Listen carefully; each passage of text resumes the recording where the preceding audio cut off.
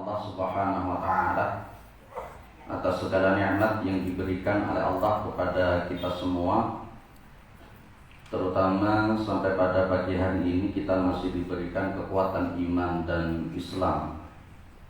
Kita masih diberikan kesehatan serta kesempatan sehingga kita masih bisa melaksanakan kewajiban kita salat subuh berjamaah, dan kita lanjutkan dengan mengkaji agama Allah Subhanahu wa taala.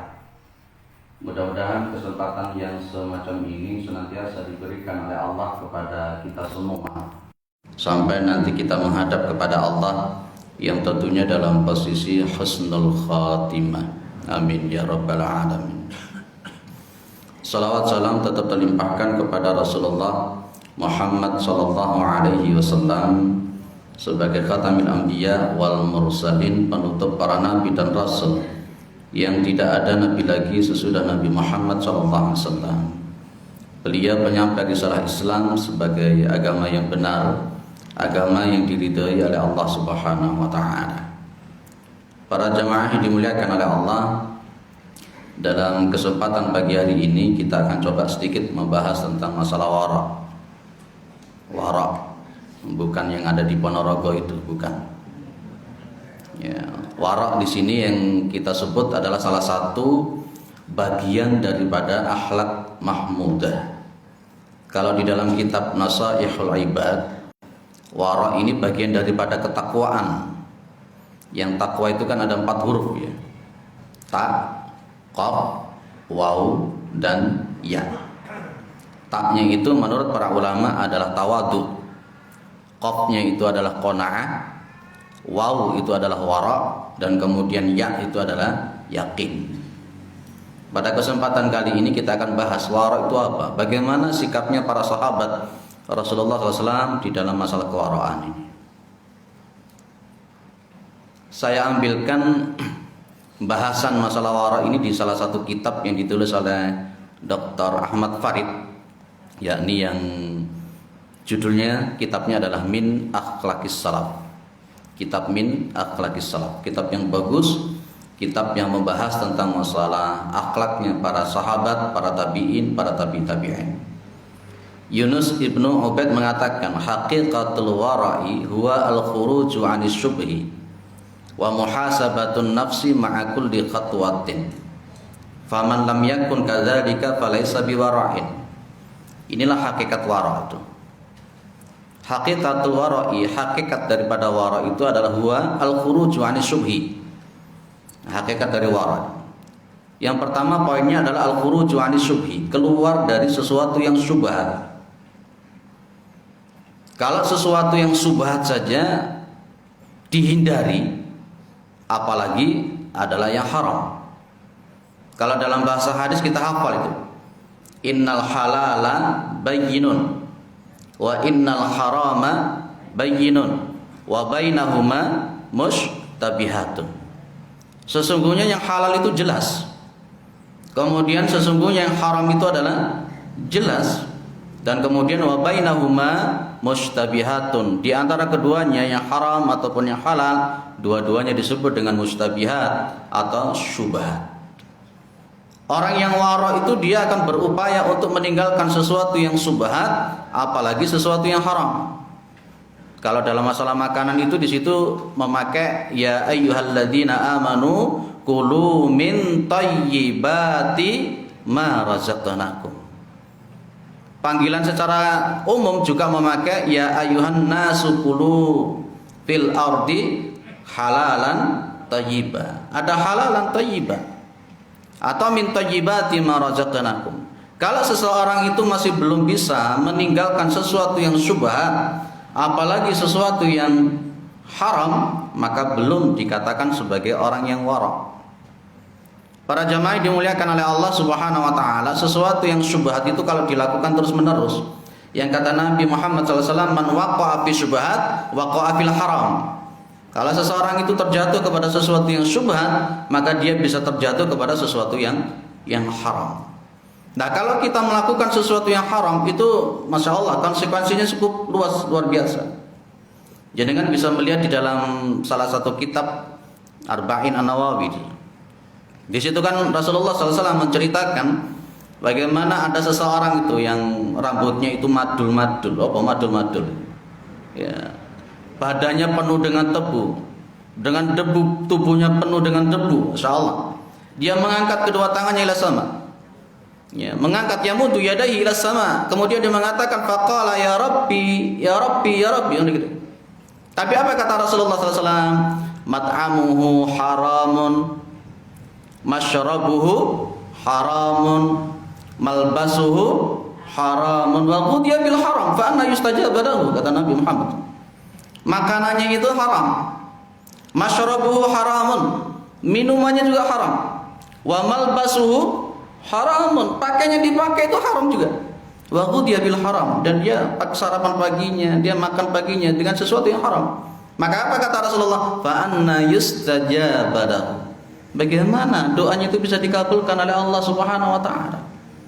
Nah, itulah orang-orang yang wara itu upaya semaksimal mungkin dia akan berusaha meninggalkan sesuatu yang syubhat, apalagi sesuatu yang haram. Adab, etika, makan, minum, memakai pakaian, adab yang paling pertama adalah teliti. Apa yang kita makan, apa yang kita minum, apa yang kita pakai itu ada syubhatnya atau tidak, ada haramnya atau tidak. Karena konsekuensinya sangat luar biasa kalau jenengan kita semua ini memakai sesuatu yang haram. Tidak diterima doanya oleh Allah Subhanahu wa taala. Bahkan salah satu riwayat yang dikatakan oleh Rasulullah Muhammad SAW, man nabata lahmuhu minal haram, yang barang siapa yang dagingnya itu tumbuh dari sesuatu yang haram, fannaru aulalahu, maka neraka itu lebih utama bagi dia. Allah tidak peduli apakah sholatnya banyak, apakah jamannya banyak, apakah hafal Al-Quran. Tapi kalau sesuatu yang dimakan haram, subhat, haram, subhat, haram, subhat, fa anna yustajab lahu, tidak akan diterima oleh Allah Subhanahu wa taala. Dan orang-orang yang wara itu akan berupaya meninggalkan sesuatu yang subhat, meninggalkan sesuatu yang haram. Para jamaah dimuliakan oleh Allah. Poin yang kedua, orang yang wara itu adalah wa muhasabatun nafsi ma'a kulli khatwatin. Dia akan mengoreksi dirinya, bermuhasabah diri ma'a kulli khatwatin, beserta setiap langkah yang dia lakukan. Ini yang kata Nabi disebut dengan al-qayyis. Apa al-qayyis? Al-qayyisu man dana nafsahu wa amila lima ba'dal maut. Orang yang cerdas. Saya boleh mengatakan al-qayyis itu cerdas.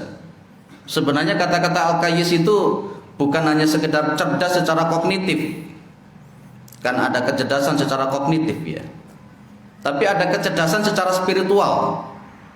Ada kecerdasan secara spiritual. Kalau orang itu cerdas secara otaknya saja, belum tentu dia itu cerdas secara spiritual. Yang dimaksudkan oleh Rasulullah itu orang yang al-qayyis itu ya tidak hanya sekedar cerdas secara otaknya saja. Banyak ya Pak, anak-anak yang cerdas, orang-orang yang cerdas, IQ-nya tinggi, tapi tidak punya akhlak, tapi dia tidak punya kompetensi di dalam masalah keagamaan, mengamalkan agamanya tidak ada. Tapi yang dimaksud oleh Rasulullah al-qayyis itu adalah secara questionnya. Boleh nggak saya mengatakan SQ?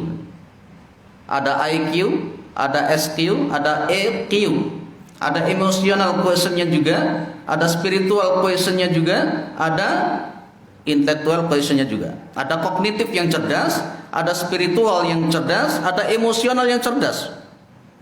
Nah, al-qayyisu yang kata Rasulullah, al-qayyisu man dana nafsahu wa amila lima ba'dal maut. Orang yang cerdas itu orang yang senantiasa mengoreksi dirinya dan mengamalkan sesuatu lima ba'dal maut, setelah mati. Setelah mati, dia paham nanti dia akan mati, akan dibangkitkan oleh Allah Subhanahu wa taala. Maka dia berpikir secara kecerdasan emosional maupun spiritualnya, bahkan secara kognitifnya dia berpikir, wong nanti akan dihisab oleh Allah Subhanahu wa taala. Jadi, itu orang yang cerdas. Muhasabatun nafsi, mengoreksi dirinya. Kalau untuk mengoreksi kesalahan orang itu gampang ya Pak ya. Mengoreksi kesalahan orang itu gampang. Tajassus, Mengorek-ngorek, mencari-cari aibnya orang itu gampang. Makanya konteksnya di dalam Al-Quran itu ada larangan. Ya, diawali dengan suudzon biasanya. Ya ayyuhalladzina amanu jtanibu katsiran minadh-dhon. Inna ba'dadh-dhonni itsmun. Itu. Ya wahai orang-orang yang beriman, jauhi yang namanya dzon, prasangka, suudzon. Karena sebagian dari prasangka itu adalah dosa. Maka kemudian ditambah oleh Allah, wala tajassasu wala yaghtab ba'dukum ba'da ayuhibbu ahadukum ayyakula lahma akhihi maitan fakaritumu. Diawali suudzon, muncul tajassus, muncul ghibah. Apa ghibah itu, Pak? Ya, membicarakan aibnya orang lain, kejelekannya orang lain. Pada posisinya kalau gajah di pelupuk mata tuh gak kelihatan. Tapi kalau semut di seberang lautan itu kelihatan. Terlalu. Orang yang bukan cerdas, orang yang jahil itu yang dipikirkan cuma kesalahan orang saja, yang dipikirkan kesalahan orang saja. Tidak pernah melihat dirinya itu kayak apa, kesalahannya kayak apa. Itu bukan orang yang kayis. Dan dia bukan orang yang wara. Justru orang yang wara, orang yang cerdas, dia akan meneliti bagaimana dirinya. Faman lam yakun kadzalika falaisa biwara'in. Maka barang siapa yang tidak yang semacam itu, yakni dalam posisinya keluar dari sesuatu yang syubhat, tidak mau bermuhasabah tentang dirinya, falaisa biwara'in, maka dia bukan orang yang wara. Berarti kalau dia bukan orang yang wara, dia belum disebut sebagai orang-orang yang bertakwa. Para jamaah yang dimuliakan oleh Allah Subhanahu wa taala, berkenaan dengan masalah menjauhi sesuatu yang syubhat atau sesuatu yang haram, ada hadis Rasulullah Muhammad SAW, ya, yang saya ambil dalam kitab Al-Silsilah As-Sahihah Mukhtasarah punyanya Nasiruddin Albani. Kata Rasulullah Muhammad SAW, ittaqi al-maharima. Ittaqi al-maharim. Kata-kata ittaqo, yattaqi nanti menjadi wiqayah, yang nantinya menjadi takwa. Itu kata dasarnya sebenarnya mempunyai makna menjaga diri. Menjaga diri.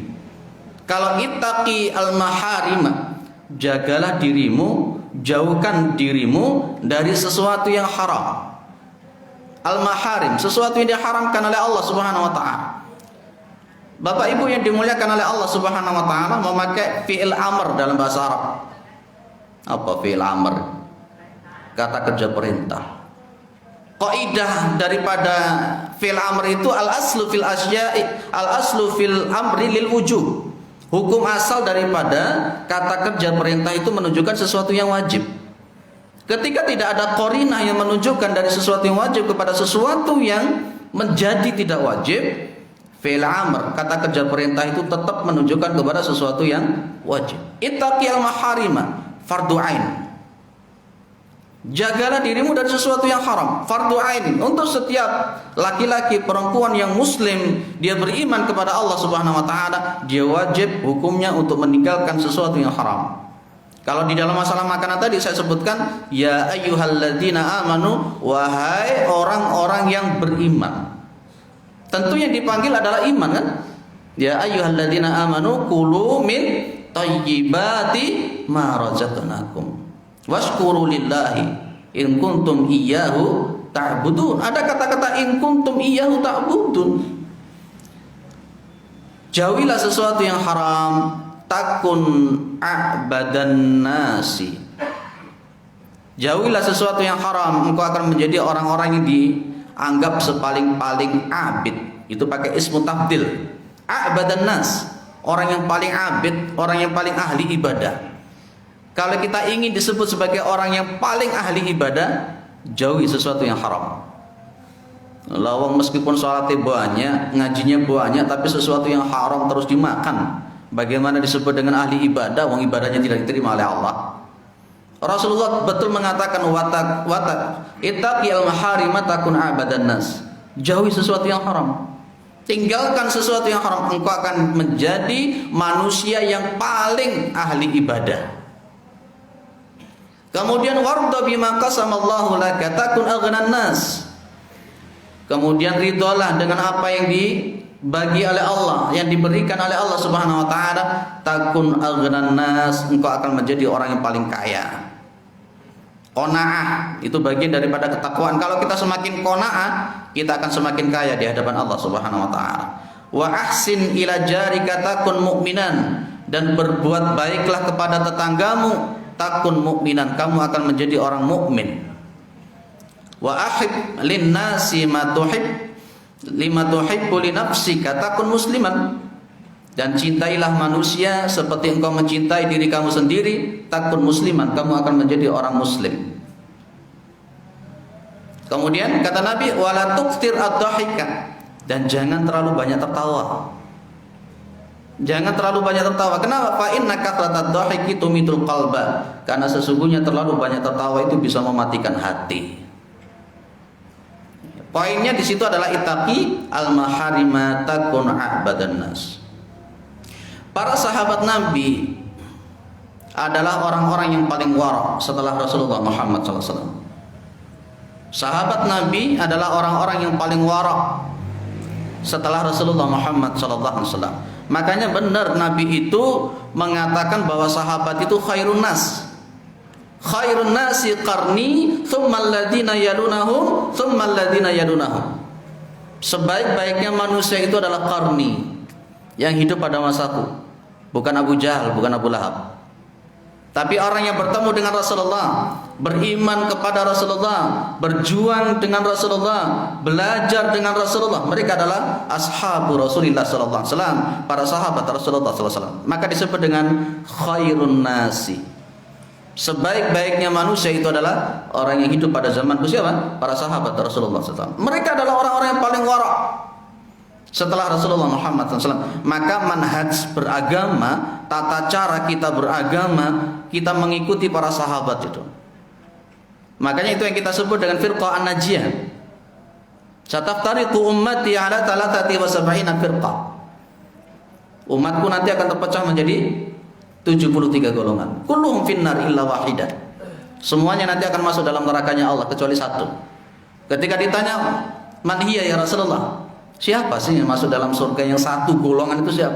Nabi hanya mengatakan, "Ma'ana alaihi wa ashabi." Orang yang berpegang teguh kepada sunnahku dan berpegang kepada thariqahnya sahabat. Maka sahabat itu disebut dengan al-jamaah. Inilah kita mengikuti para sahabat. Mereka adalah orang-orang yang paling wara setelah Rasulullah Muhammad SAW. Ketika mereka adalah orang-orang yang wara, maka mereka melakukan seperti ini yang dikatakan oleh Syekh Ahmad Farid. Syekh Ahmad Farid mengatakan bagaimana para sahabat Rasulullah SAW saking waraknya mereka itu, mereka melakukan semacam ini. Bapak Ibu yang dimuliakan oleh Allah, suaranya tak keras kan, tidak apa-apa ya. Semangat cek ngantuk. Suaranya kalau lemah lembut malah menina bobokan nanti. Apalagi yang ngambil senden-senden itu. Ngambil merem, ngambil mantuk-mantuk tertidur. Saya kuatkan, keraskan suaranya. Tidak apa-apa, biar gak ngantuk. Bagaimana para sahabat Rasulullah Muhammad SAW? Wa kanu yuhasibuna anfusahum. Mereka para sahabat Rasulullah SAW itu adalah yuhasibuna anfusahum. Mereka senantiasa bermuhasabah terhadap diri mereka. Itu ayatnya gimana? Wal tandur nafsum ma qaddamat lighad.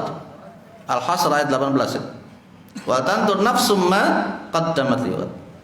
Mereka mengoreksi diri mereka sendiri, para sahabat itu, fi aqwalihim, di dalam ucapan-ucapan mereka. Oh, para sahabat itu orang yang paling warak, sehingga mereka betul-betul mampu menjaga lidah mereka.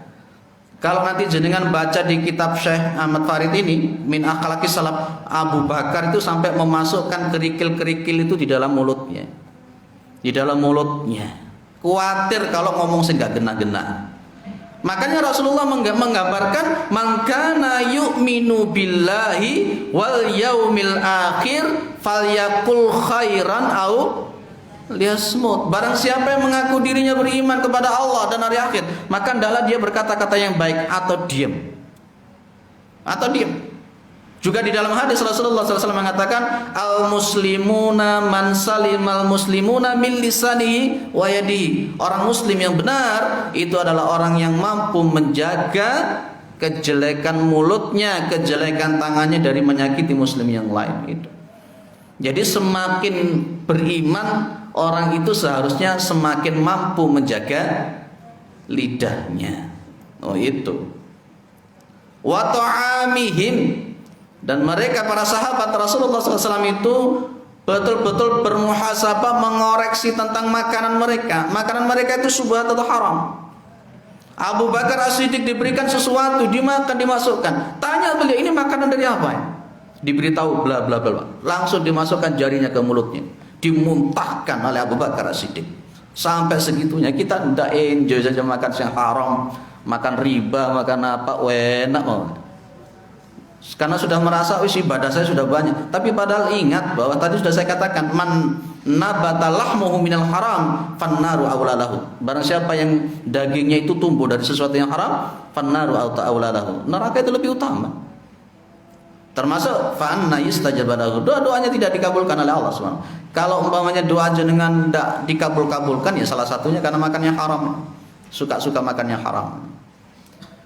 Kemudian wasyarabihim, mereka para sahabat Rasulullah sallallahu alaihi wasallam betul-betul mengoreksi, bermuhasabah tentang minuman-minuman mereka. Minuman mereka ada sesuatu yang subhat atau tidak? Minuman mereka ada sesuatu yang haram atau tidak?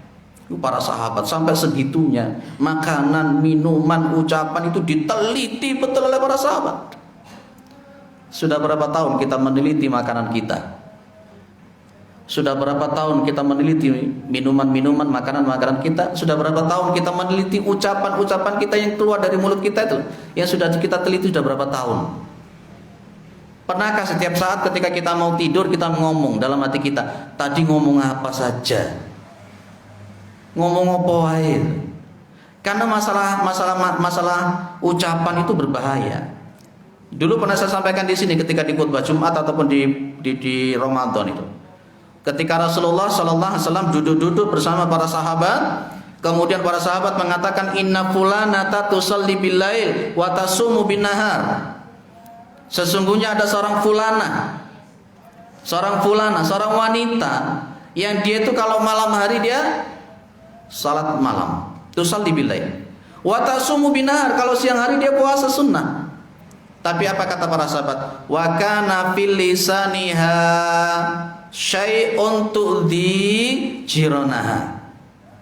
Tapi di mulutnya ini, di lidahnya ini ada kalimat-kalimat, kata-kata yang senantiasa mendolimi, menyakiti tetangganya. Tu'dhi jiranaha.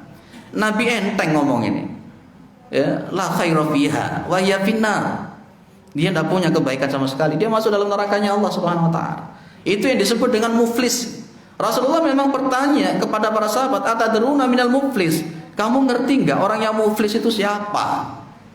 Sahabat mengatakan orang yang muflis, orang yang bangkrut itu tidak punya harta, tidak punya anak, tidak punya keturunan. Kata Nabi, salah. Orang yang muflis, orang yang bangkrut itu orang yang mati, dia membawa dengan berbagai macam pahala. Pahala sholat, pahala zakat, pahala haji, macam-macam. Tapi dia meninggal dengan dosa-dosa sosial. Suka menyakiti orang, dolimi orang. Nanti kan di yaumul qiyamah kan pahala-pahalanya kan diambil kan itu. Pahala-pahalanya kan diambil, diberikan kepada orang yang didolimi, dia belum minta maaf. Ternyata orang yang didolimi masih banyak, maka dosa-dosa orang yang didolimi diambil, diberikan kepada orang itu. Meskipun dia meninggal dengan membawa macam pahala yang begitu luar biasa, tapi di yaumul qiyamah habis. Itu termasuk apa? Kata-kata, kalimat, hati-hati. Terutama yang suka bikin status, suka bikin tulis-tulisan di WA. Kadang-kala kita ini mohon maaf, di grup WA itu kadang-kala belum kita tabayunkan, belum kita pahami, sudah main share.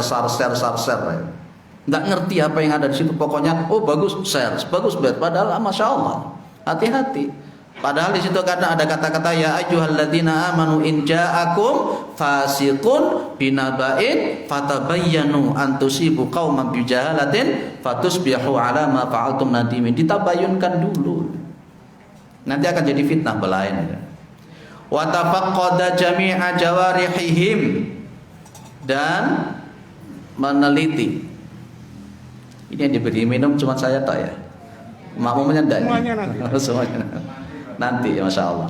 Wa tafaqqada jami'a jawarihihim, betul-betul meneliti, tenanan betul-betul meneliti. Apa yang diteliti? Jami'a jawarihihim, semua anggota tubuhnya diteliti. Fi wuqu'ihim fi ma harramallahu 'alaiha, di dalam terjatuhnya al-jawarih para sahabat fi ma harramallahu 'alaiha. Jadi betul-betul meneliti. La siyama, apalagi. Jadi para sahabat Rasulullah SAW, para sahabat Rasulullah SAW meneliti anggota tubuhnya itu nanti jatuh termasuk ke haram apa enggak? Apa yang 4? Al-lisan, wal batnu, wal faraj, wal ain. 4. Ini kan 4 ini kan yang paling banyak menjatuhkan diri kita pada maksiat. Al-lisan, ucapan, ini lidah. Yang kedua, wal batnu, perut, aspal saja dimakan. Doyan aspal kan, perut. Wal faraj, kemaluan. Yang keempat, wal ain, mata. Ini 4 hal ini adalah anggota badan yang paling banyak mengantarkan orang itu kepada maksiatnya Allah Subhanahu wa taala. Maka para sahabat Rasulullah SAW betul-betul mengoreksi 4 hal ini. Betul-betul mengoreksi 4 hal ini. Saya singkat-singkat saja. Pernah membaca beberapa istilah ini, 6. Apa bedanya? Ada musyaratah, atau ada yang mengatakan musyaritah, muraqabah, muhasabah, mujahadah, mu'atabah, dan mu'aqabah. Ini orang-orang yang belajar tazkiyatun nufus atau tazkiyatun nafs pasti akan paham dengan 6 hal ini. Kita menuju sesuatu yang bertakwa, menuju kepada sesuatu yang wara, itu ya diantara yang kita lakukan 1, 2, sampai 6. Para sahabat Rasulullah SAW melakukan 6 hal ini. Kita mungkin yang paling kita kenal adalah yang muhasabah saja. Kita runtut satu persatu sampai suruk nanti ya. Nanti jam 6 saya sudah harus di Asyura Sukun. Yang pertama musyaratah atau musyaritah. Di dalam diri seseorang itu, dia mengazamkan dirinya untuk melakukan sesuatu yang terbaik. Umpamanya ketika ada seseorang mengatakan begini, saya harus hijrah, saya harus hijrah, bismillah saya harus hijrah. Kata-kata mengatakan saya harus hijrah, saya harus baik, saya harus begini, itu yang kita sebut dengan musyaratah, azam. Bukan hadisun nafsi, beda dengan hadisun nafsi. Yang namanya azam itu memang betul-betul ditancapkan di dalam hati, betul-betul akan melakukan sesuatu, dia akan melakukan seperti ini. Itu musyaratah.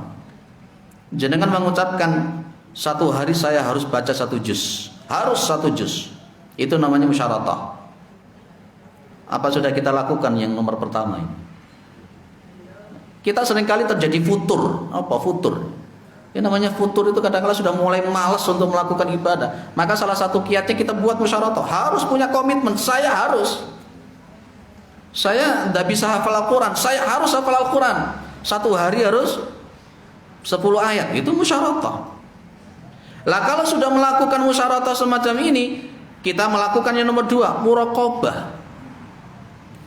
Bapak Ibu yang dimuliakan oleh Allah, muraqabah itu berarti mengawasi dirinya. Kalau umpamanya istilahnya ada orang dagang gitu, jadi juragan, dia awasi itu karyawannya itu, tenanan dia, pembukuannya kayak apa, jual belinya kayak apa, akhlaknya kayak apa ketika melayani pembeli dan sebagainya.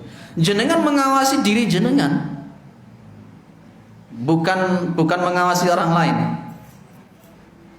Mengawasi dirinya loh. Tadi saya sudah mengatakan 1 hari harus baca Al-Quran 1 juz. Jenengan awasi, tenanan maca 1 juz sedina. Itu musyaratah, mengawasi terus sambil. Walaupun kadang-kala ada yang memahami muraqabah itu pendekatan diri, tapi di sini yang memahaminya adalah muraqabah maksudnya adalah mendekatkan diri dalam konteksnya untuk mengawasi dirinya yang punya azam muras musyaritah tadi. Nah, kalau sudah betul-betul mengawasi, maka muncul yang namanya muhasabah. Muhasabah itu ngoreksi. Umpamanya hari ini hari Ahad, baca 1 juz atau tidak? Nanti malamnya dikoreksi. Oh, katanya mau baca 1 hari 1 juz lah. Tadi kok tidak baca 1 juz, dikoreksi. Muhasabah. Muhasabah lagi. Katanya mau hijrah, lah kok mulutnya masih belum bisa ditoto. Katanya mau hijrah, sholatnya kok masih tidak baik. Katanya mau hijrah, lah kok sholatnya masih. Nah itu muhasabah. Ditulis apa sih kekurangan-kekurangan yang dia lakukan. Muhasabah. Wa tandur nafsum ma qaddamat lighad. Muhasabah muncul 4, mujahadah. Jenengan pernah kenal istilah mujahid ya? Mujahadah itu dari jim, ha, dan huruf dal. Itu sebenarnya mempunyai makna sungguh-sungguh. Man jahada fina. Itulah. Lana tadiyan nahum subulana. Man jahada. Jahada itu memang tenanan berjuang sungguh-sungguh. Lah kalau kita ingin memperbaiki diri, di samping muhasabah, yo harus mujahadah. Tenanan. Sungguh-sungguh ya. Kalau sudah mujahadah, Bapak Ibu yang dimuliakan oleh Allah Subhanahu wa ta'ala, ada mu'atabah. Mu'atabah itu mencela diri sendiri, mencela. Jenengan pas ketika sudah tadi di musyarakahnya muncul 1 hari harus 1 juz baca, ternyata pada waktu itu jenengan tidak baca 1 juz, jenengan ngelokno awake dhewe. Awak mungkin piye to? Wong kamu itu sudah punya azam 1 hari 1 juz, lah kok sekarang tidak sampai 1 juz. Jenengan ilokno awake dhewe, dudu ngelokno wong. Jenengan 1 hari ngelokno awake dhewe berapa kali? Sing akeh ngelokne wong apa ngelokno awake dhewe? Oh, ngaku ya. Dalam Al-Qur'an mencela orang lain kan tidak bagus. Wala talmizu anfusakum wala tanabazu bil alqab. Diawali dengan ya ayyuhalladzina amanu la yaskhar qaumun min qaumin asa ayyakunu khairan minhum wala nisa'um min nisa'in asa ayyakunna khairan minhun wala talmizu anfusakum. Makanya nanti ada istilah lumazah dan humazah. Mencela, ngelokni itu tidak boleh. Wala talmizu anfusakum. Termasuk di situ kan digandeng wala tanabazu bil alqab. Jangan memanggil dengan gelar-gelar yang buruk. Ada orang gendut dipanggil apa? Tong. Ada orang rambutnya keriting dipanggil kribo. Tidak boleh. Itu alqab yang enggak bagus. Ada orang kurus dipanggil bungkring. Tidak boleh. Ada bertanya, Pak, yang dipanggil mau itu, Pak, meskipun yang dipanggil itu mau, Allah tetap mengatakan wala tanabazu bil alqab. Panggil kalau memang tidak tahu namanya, wahai fulan, atau mungkin hamba Allah, Mas, Kang, Mbak Yu. Jangan panggil sebutan-sebutan yang jelek-jelek. Masa orang namanya Hadi dipanggil bungkring? Ada orang namanya Muhammad dipanggil gundul? Apa? Tidak boleh. Itu nanti akan menjurus kepada sesuatu wala talmizu itu. Anfusakum, mencela pada sesama diri kalian. Lah, kalau mencela diri sendiri dalam rangka untuk hijrah, untuk memperbaiki diri, monggo silakan. Jangan celah diri sendiri. Awak mungkin piye gimana? Ada salah seorang ulama salaf. Itu kalau di dalam kamarnya itu digali liang lahat. Silahkan nanti ditiru di rumah. Digali liang lahat itu di sebelah tempat tidurnya. Kalau pas ketika dia sudah malas untuk tahajud, malas untuk melakukan kebaikan-kebaikan, sang ulama salaf ini masuk ke liang lahat itu, menghadap ke kiblat seperti orang mati persis. Kemudian dia mencela dirinya, oh ini loh, lihat kamu nanti kayak gini-gini, mati model gini-gini, masa masih belum tobat saja. Bangkit dari liang lahat yang digunakan, rajin lagi melakukan sholat. Kalau jenengan berani gitu, kalau saya belum berani. Atau mungkin di kamar jenengan gambari pocongan sing gede. Oh ngene iki, awakmu besok koyo lontong ini, alon-alon digotong. Ya, clear ya. Mu'atabah. mencela diri sendiri. Kemudian yang nomor 6 ada muaqabah. Setelah berani mencela diri sendiri, jenengan mampu untuk memberikan sanksi kepada diri sendiri. Umpamanya contoh, tadi sudah musyarotohnya di bagian poin yang pertama, jenengan itu punya azam untuk baca 1 hari 1 juz. Ternyata 1 hari itu jenengan tidak baca 1 juz. Jenengan harus berani menghukum diri jenengan. Kalau sekarang kamu itu tidak baca 1 juz pada diri kita, berarti sekarang kamu harus baca 2 juz. Itu namanya muaqabah. Tadi malam jenengan tidak sholat tahajud. Wah, tadi malam kamu tidak tahajud, kerinan. Ya, kerinan. Maka hari ini kamu harus sholat sunnah sekian. Itu namanya muaqabah. Yang poin 6 ini sudah dilakukan atau belum? Alhamdulillah. Mudah-mudahan kita termasuk orang yang mampu menggunakan 1 sampai 6 ini. Pak, insya Allah kalau setiap pribadi individu itu melakukan 1 sampai 6 ini, baik Pak orang itu insya Allah. Hijrah itu insya Allah bisa digapai. Masalahnya kita ini memang terkontaminasi oleh hawa nafsu, bahwa seolah-olah diri kita itu kadang-kala lebih baik dari orang lain. Al-Quran sebenarnya kan sudah mengatakan wala tuzakku anfusakum wa huwa a'lamu bimanittaqa. Itu bedakan dengan qad aflaha man zakkaha, itu beda ya. Fala tuzakku anfusakum dengan qad aflaha man tazakka itu beda. Kalau fala tuzakku anfusakum itu dalam terjemahan yang baik, termasuk para ulama, termasuk Syekh Mustafa Al-Bugha di dalam kitab Al-Wafi Syarah Arba'in An-Nawawi itu menjelaskan fala tuzakku anfusakum itu berarti jangan kamu merasa diri kamu itu suci. Ya, merasa suci, merasa paling bertakwa. Kenapa? Wa huwa a'lamu bimanittaqa. Dia Allah itu yang lebih tahu siapa yang suci sebenarnya. Kita mengatakan saya sudah suci, saya sudah soleh, tapi menurut Allah mungkin belum. Tidak boleh begitu. Wala tuzakku anfusakum, tidak boleh. Tidak boleh. Justru kita harus tawadhu, rendah hati, bahwa kita ini belum melakukan apa-apa. Makanya kata Nabi, ciri orang yang bahagia itu nisyanul hasanati almadiyah.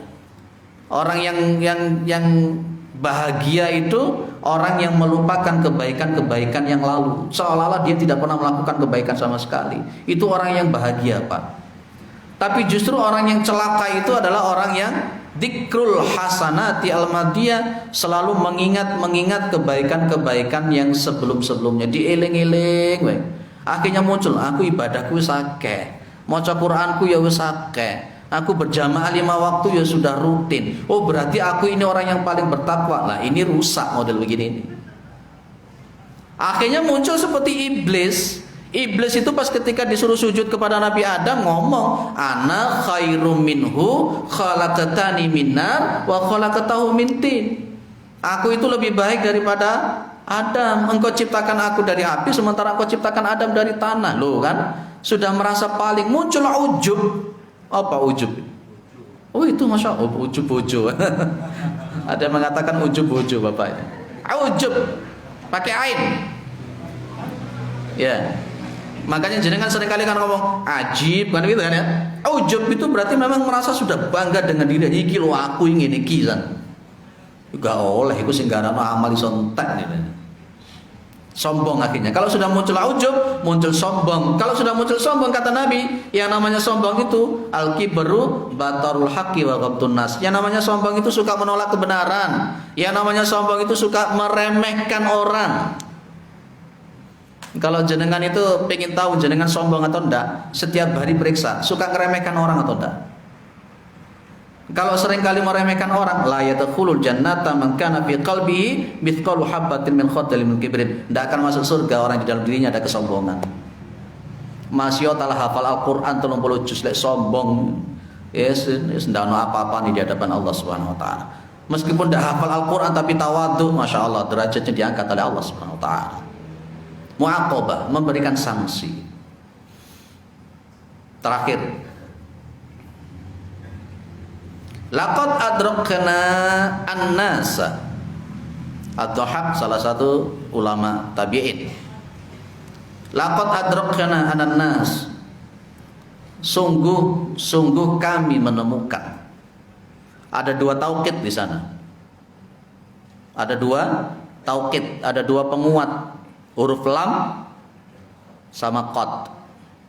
Kayak seperti di dalam Al-Qur'an, laqad khalaqnal insana fi ahsani taqwim. Ada penguat di situ. Sungguh kami menemukan manusia.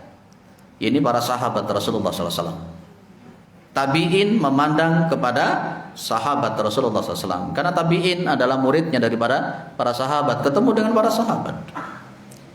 Sungguh kami menemukan para sahabat, manusia-manusia, wahum yata'allamunal wara'a.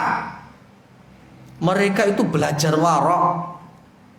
Ya, wara tadi apa Pak? Dua kan ya? Wara tadi itu keluar dari sesuatu yang syubhat, apalagi yang haram, dan berupaya untuk senantiasa mengoreksi dirinya.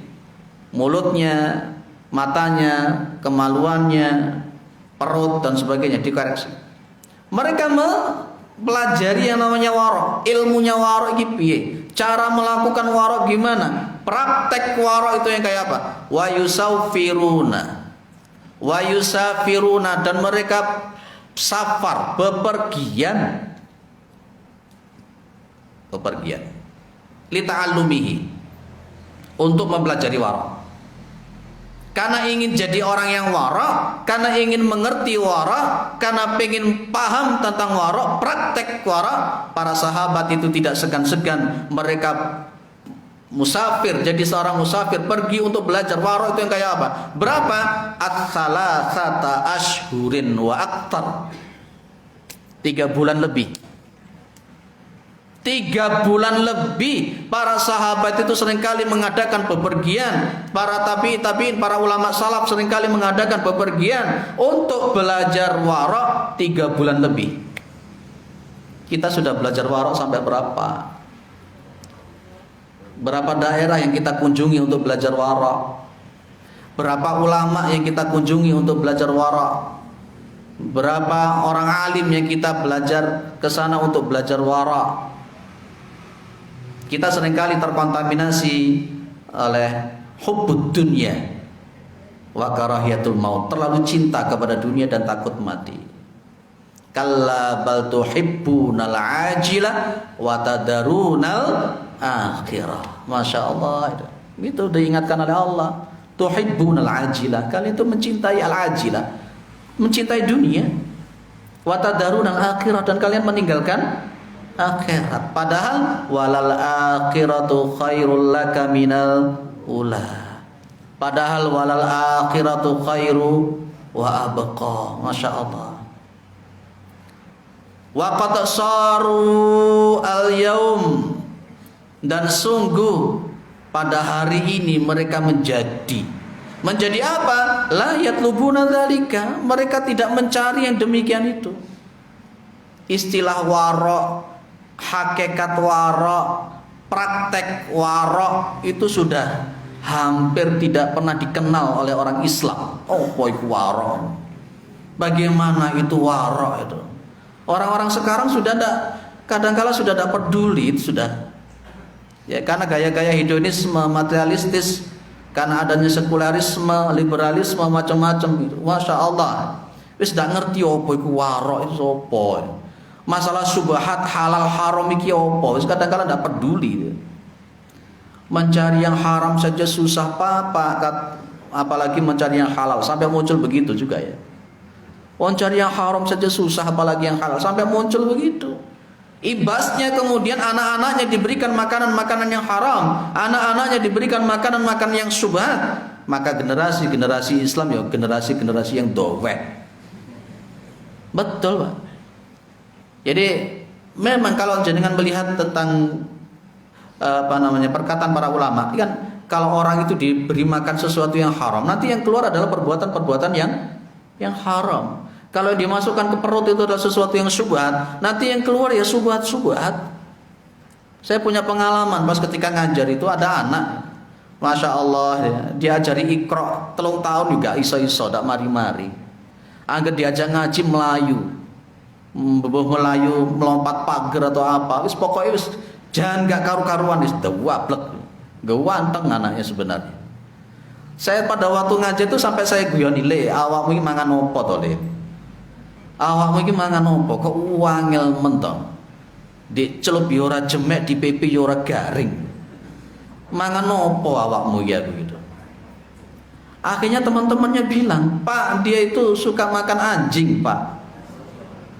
Loh, tak tanya sama dia, loh, emang betul loh kamu itu makan anjing, lihat gitu. Iya Pak, di rumah kakek sama nenek saya seringkali beli krengsengan anjing. Memang di daerahnya situ itu memang terbiasa namanya anjing dimasak. Dan mereka pun cerita, cara masaknya anjing itu pun juga dolimnya luar biasa. Anjing itu langsung dimasukkan karung, diikat, dipukuli sampai mati. Setelah dipukul sampai mati, kemudian dimasukkan ke wajan yang gede yang panas itu, dicelup ning kono. Katanya biar darahnya tidak keluar, lebih enak katanya. Terus nanti makannya digandeng dengan arak itu yang kecil itu, katanya enak. Satu bungkus 10 ribuan. Saya mek godek-godek makan ini. Ya, kalau Bal'am bin Baura itu kan intahmiluhu yalhas wa intatrukuhu yalhas. Apa yalhas itu? Yalhas itu melet-melet kayak kiri. Bal'am bin Baura itu kamathalil kalbin. Kenal Bal'am bin Baura? Kenal? Oh tahu tapi gak kenal ya. Kemarin di Nurul Hikmah tak kaji Bal'am bin Baura sampai detail itu. Bal'am bin Baura itu sampai diserupakan dengan anjingnya seperti itu. Intahmilhu yalhat, kalau kamu menghalau anjing itu ya melet-melet. Kalau kamu itu intatruku yalhat, kalau kamu tinggalkan anjing itu dia akan melet-melet. Ya ngono kuwi ya. Ya kakean mangan ngono iku mah. Ya, jadi kalau anak jenengan itu tuturan yang wangel, ya telitilah apa yang mungkin dimasukkan dalam perut anak-anak jenengan. Ya, maka hati-hati memberikan makan anak-anak dan sebagainya. Wala ya'lamuna dzalik, dan mereka orang-orang itu tidak ngerti warok itu kayak apa, halal haram itu saudara enggak apa. Walau nubihu alaihi, meskipun mereka diberikan peringatan atas sesuatu yang warak tadi, hatinya yang keras. Jadi hati yang keras seperti karena Bani Israel itu, tsumma qasat qulubukum min ba'di dzalika fahiya kal hijarati aw ashaddu qaswah. Gitu. Kemudian keras hati kalian dan sebagainya. Apa yang saya sampaikan monggo bisa nanti dilihat di referensinya. Kitabnya adalah Min Akhlaqis Salaf, poin nomor 35 halaman 32. Ada yang didiskusikan, ada yang ditambahkan. Saya singkat padat, pokoknya bisa terpahami. Ada yang disampaikan? Nggih, monggo Pak.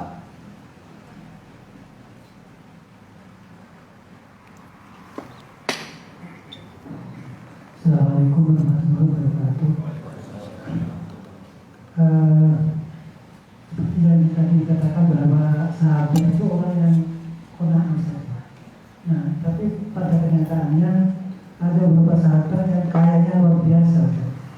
Nah, bagaimana menjembatani qanaah dengan semangat untuk menjadi mereka menjadi orang yang sukses di dunia, tapi dia tetap qanaah. Itu pertama sekali. Baik, oke. Cerita yang kedua ada tambahan bedanya qanaah sama zuhud.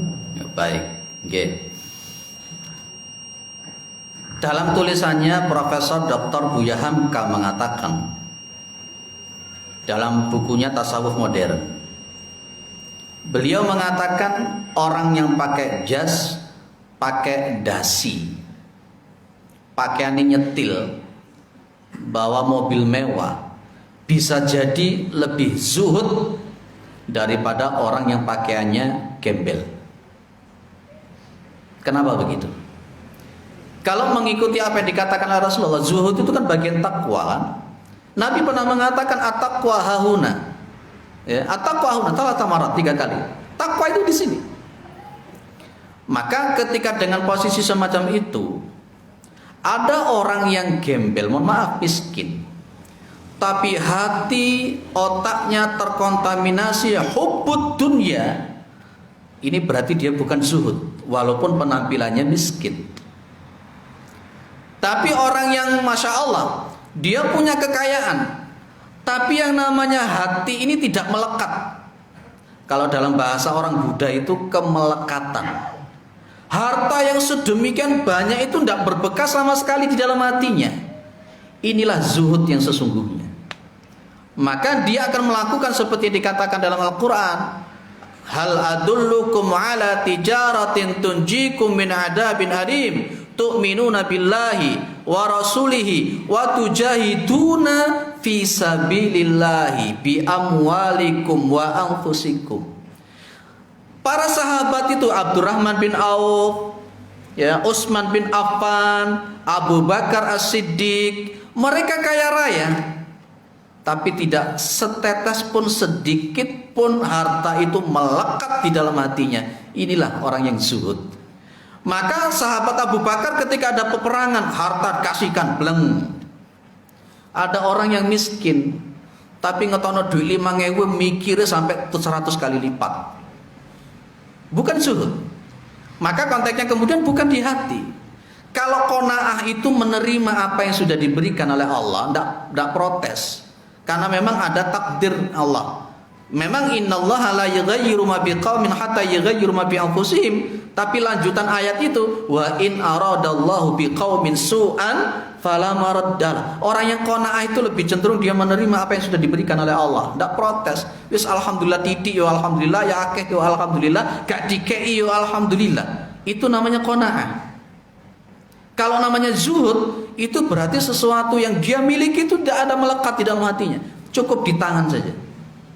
Itulah bedanya para sahabat dengan kita. Dan biasanya orang yang tidak zuhud itu ada hubbud dunya, ditambah lagi wa karahiyatul maut, itu namanya penyakit wahan. Jadi para sahabat itu orang yang qanaah luar biasa, dikai sugih. Buktinya apa? Seperti Abu Hurairah radhiyallahu anhu. Dan kalaupun mereka itu diberikan harta, mereka orang-orang yang paling zuhud, tidak melekat belas. Buktinya coba pas ketika jenengan membaca Sirah Nabawiyah, mereka hijrah dari Mekah ke Madinah. Mereka rela berbagi hartanya itu separuhan. Ada kaum muhajirin dengan kaum ansor. Bahkan mohon maaf, ada yang berbagi istri. Artinya apa? Dicerai silakan di. Masya Allah. Bukan berbagi istri yang maksudnya apa jadi, bukan begitu. Ono duwe bojo telu. Umpamanya begitu. Yang dari yang muhajirin ini betul-betul tidak punya harta, tidak pernah apa. Ya, Masya Allah. Tapi jadi tirok nih. Hartanya itu rela dibagi. Katakanlah seperti umpamanya Abu Bakar As-Siddiq diberi ini loh, 1/3. Kan Rasulullah itu pernah ada sebuah hadis, jenengan baca di kitab Riyadhus Shalihin, ada seorang sahabat punya harta banyak. Ya Rasulullah, saya serahkan kepada jenengan semuanya. Kata Nabi, jangan, 1/3 saja. Loh, itu namanya zuhud. Zuhud. Dan muncul wajahadu bi amwalihim wa anfusihim fisabilillah. Mereka berjihad dengan hartanya, dengan dirinya. Itu perbedaannya antara qanaah dengan zuhud. Kita itu termasuk yang qanaah atau zuhud. Wong kadangkala bayaran wis wakeh loh ya, sik grundel ya, sik kurang. Itu manusia. Kata Nabi, kalau manusia itu diberikan emas 1 bukit Uhud akan kepingin yang 2. Ya ngono kuwi. Ya itu zuhud sama. Jadi tidak ada pertentangan sama sekali. Para sahabat itu orang yang luar biasa. Maka disebut dengan khairun nasi qarni tsummal ladzina yadunahum tsummal ladzina. Insyaallah kita orang-orang di sini zuhud semua di sini insyaallah. Jadi zuhud itu tidak harus ditampilkan pakaian yang jelek lusuh, ndak. Kadang-kala justru orang pakai lusuh, pakai pakaian jelek itu karena pencitraan. Iya toh Pak? Pencitraan. Baik. Terus aku gak ngerasani sobo-sobo. Wes ojo dibawa ke ranah politik, jangan. Saya itu kalau masuk ke politik paling daan. Yang lain sudah? Cukup? Alhamdulillah. Mudah-mudahan apa yang saya sampaikan bermanfaat dan bisa setidak-tidaknya mengurangi kekecewaan. Karena pada hari ini waktunya Ustadz Tadromi itu guru saya dulu. Sampai hari ini juga saya dulu masih aktif di Al-Ghifari dulu itu. Ya beliau itu yang selalu saya ngaji kepada beliau. Sekarang yang tampil di sini muridnya. Walaupun mungkin beliau pas tidak kenal sama saya, tapi dulu saya di Masjid Al-Ghifari selalu sama beliau, sama Ustadz Faiz hari Senin sama hari Rabu di Al-Ghifari. Tapi sekarang sudah tidak pernah ke Kifari. Sudah lama karena setiap hari ke masjid-masjid itu ceramai orang gantian. Baik, itu saya kira mudah-mudahan bermanfaat. Mudah-mudahan kita adalah orang-orang yang wara'. Mudah-mudahan kita adalah orang-orang yang husnul khatimah. Mudah-mudahan kita adalah orang-orang yang dimasukkan dalam surganya Allah Subhanahu wa taala. Mudah-mudahan umur kita istiqamah barakah. Mudah-mudahan rezeki kita rezeki yang barakah. Mudah-mudahan anak-anak kita adalah anak-anak yang saleh dan salihah, anak-anak yang bermanfaat bagi nusa bangsa dan agamanya, yang taat kepada Allah dan Rasulnya. Dan mudah-mudahan keluarga kita adalah keluarga yang sakinah mawaddah warahmah. Dan mudah-mudahan negara kita adalah negara yang baldatun thayyibatun wa rabbun ghafur. Subhanakallahumma wa bihamdika asyhadu an la ilaha illa anta astaghfiruka wa atubu ilaik. Assalamualaikum warahmatullahi wabarakatuh.